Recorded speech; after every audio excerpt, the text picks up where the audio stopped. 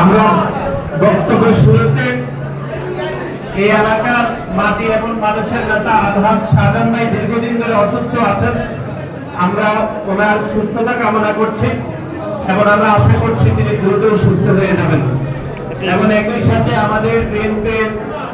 chairperson দেশনেত্রী বেগম খালেদা জিয়া দীর্ঘ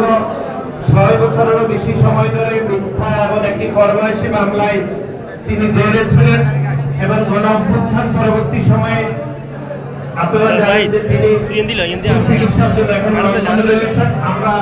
দেশনেত্রী বেগম খালেদা জিয়ার সুচিকিৎসা সহ আমরা দীর্ঘায়ু হায়াত কামনা করছি এবং আমাদের দলের ভারপ্রাপ্ত চেয়ারম্যান এবং আমাদের ছাত্র দলের সাংগঠনিক অভিভাবক জনাব তারেক রহমানকে সসম্মানে ফিরে আনার যে আন্দোলনে বাংলাদেশ জাতীয়তাবাদী দল নেতৃত্ব দিচ্ছে, সে আন্দোলনে